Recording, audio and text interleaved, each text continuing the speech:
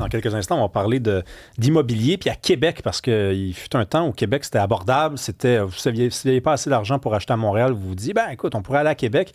C'est en train de changer. Québec, c'est hot ce qui se passe là-bas, mais avant toute chose, il y a une annonce là, qui a été faite.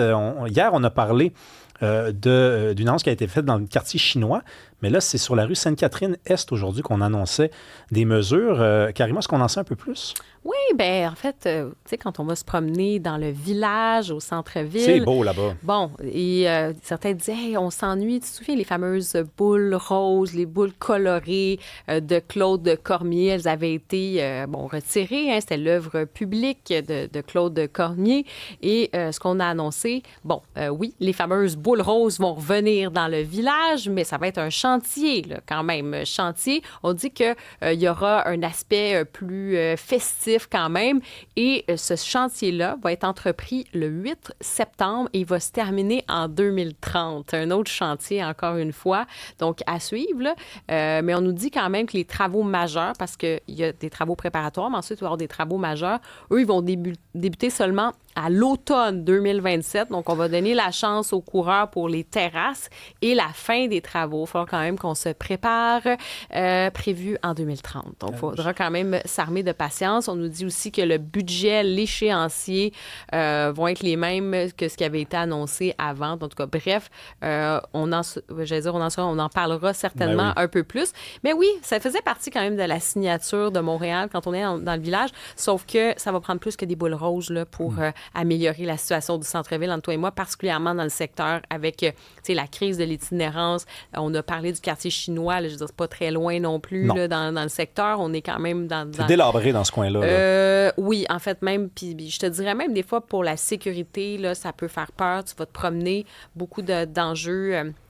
Évidemment, plus tu marches, là, tu t'en vas vers Berry, Sainte-Catherine, enjeux de drogue, de problèmes de consommation, santé mentale, crise de l'itinérance. Fait que c'est tant mieux si dans le village, on peut revitaliser ça. Parce que, tu sais, il fut un temps quand même où c'était super agréable d'aller se promener dans le village, d'aller souper ses terrasses. Là, maintenant, tu as peut-être moins le goût quand tu sens que tu vas aller peut-être sur une terrasse. Te faire voler ta nourriture, te faire menacer par quelqu'un avec une seringue qui est peut-être porteur du VIH. Écoute, moi, je fais confiance à la nouvelle administration parce que ça fait pas si longtemps qu'ils sont en place puis ils nous disent qu'ils consultent. Je serai pas de mauvaise foi, mais je vais juste dire une chose.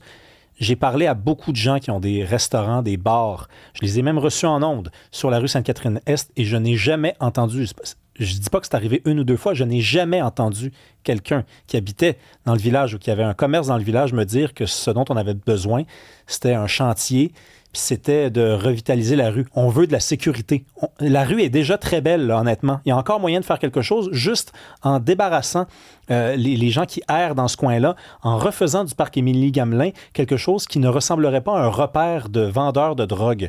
Si c'était une rue qui n'était pas Zombieland, parce qu'on faisait le travail qu'il faut faire, que la police s'imposait sur les lieux, mais on n'aurait pas besoin d'un chantier. Mais j'ai peur, là, si on repart sur 3 ans de chantier, là, c'est impossible pour les gens qui ont acheté des condos de ne pas voir leur condo baisser de valeur. Le Saint-Hubert vient de fermer sur la rue Sainte-Catherine-Est. Ça va tomber comme des mouches dans ce quartier-là si on repart en chantier. Ah oui, non. Puis en plus...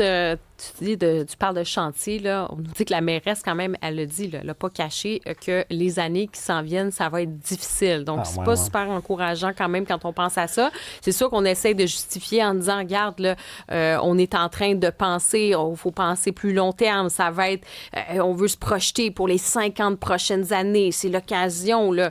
Tu sais, la directrice de la Société de développement commercial du village, elle dit, on va créer une rue plus belle, plus verte, mieux adaptée à la réalité de ceux qui fréquentent. Mais comme tu mentionnes, à un moment donné, la sécurité va être au rendez-vous. Puis juste de traverser cette période de chantier, on a vu à quel point, des fois, là, c'est dur de revenir en arrière pour des commerces qui étaient là.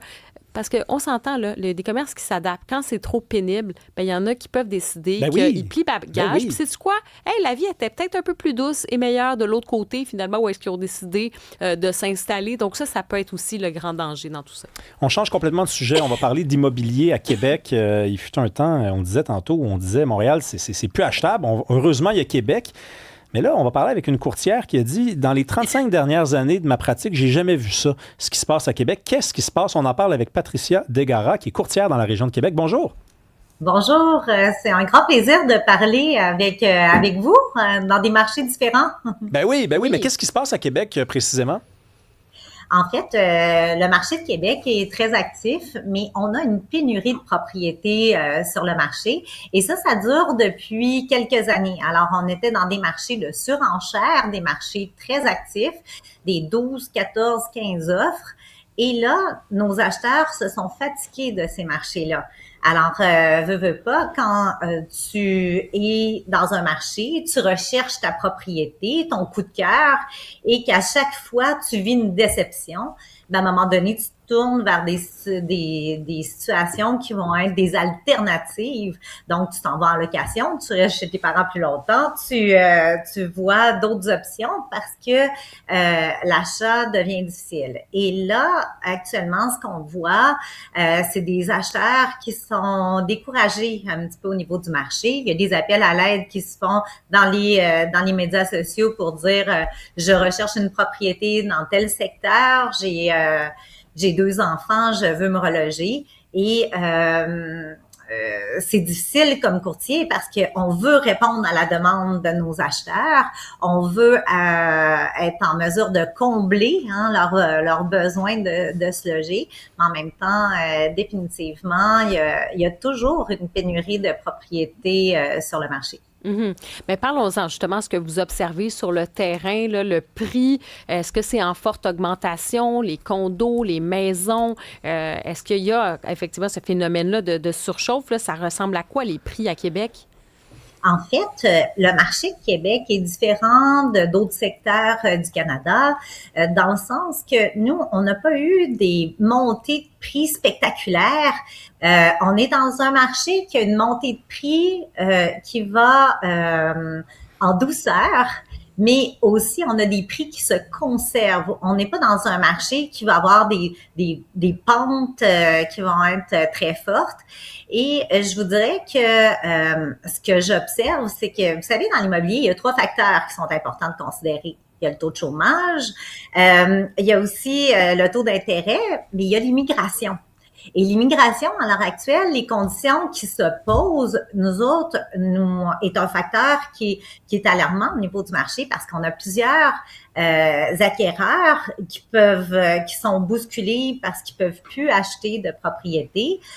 Donc, ça vient créer Vous voulez un dire que la vent. demande a augmenté, là, si j'ai bien compris. La demande a augmenté en raison de l'immigration. Ben, en fait, là, nos immigrants sont plus en mesure de pouvoir acquérir. Là, il y en a plusieurs qui se font mettre à la porte. Il y en a qui savent pas ce qui va se passer, même au niveau de leur contrat de travail. Fait qu'il y a une insécurité économique. Puis nous autres, l'économie, c'est directement lié à l'immobilier. Alors, ces 2 facteurs-là sont intimement liés. Fait que ce qu'on voit du marché, c'est que autant on a une pénurie de propriétés, on a des acheteurs qui veulent prendre position, mais à quelque part, il y a pas assez de propriétés dans certains secteurs du marché. Et il y a une demande qui est en train d'être moins présente. Et cette demande-là, elle est importante pour faire bouger notre marché. Mhm. L'immigration est importante à Québec et j'ai envie de dire est importante au Québec pour faire bouger notre économie, mais aussi c'est des clients qui vont être intéressés des fois sur des propriétés très différentes de notre Hmm. clientèle québécoise. Alors ces gens-là font une activation qui est intéressante au niveau du marché. Et je ne sais pas si vous êtes au courant, parce que les gens et les entrepreneurs, c'est une clientèle aussi qui fait bouger le marché immobilier. Et voyez-vous, actuellement, au niveau des entrepreneurs à Québec, on est dans le même niveau qu'en 1980. Alors, on a une régression qui se passe. Fait que l'économie, et il y a différents facteurs qui font que le marché de l'immobilier est un petit peu en stagnation. Alors, il y a des choses qui bougent pas assez activement, selon moi. Mais, Euh, madame, puis- Desgaras, si Québec n'est plus Québec, c'est-à-dire du point de vue montréalais, la plus grosse ville où on peut aller acheter encore abordable, quelle sera la nouvelle Québec si Québec n'est plus Québec? Trois-Rivières? Actuellement, là, ce qui bouge, c'est la Gaspésie. Puis vous savez, c'est quand même... C'est un petit peu loin, oui. Oui, mais actuellement, au niveau des statistiques, la Gaspésie bouge. Alors, tu sais, Québec, je crois, va toujours rester très forte et on a des investisseurs, même étrangers, du restant du Canada qui viennent à Québec parce qu'il y a encore des opportunités très intéressantes à Québec comme investisseurs.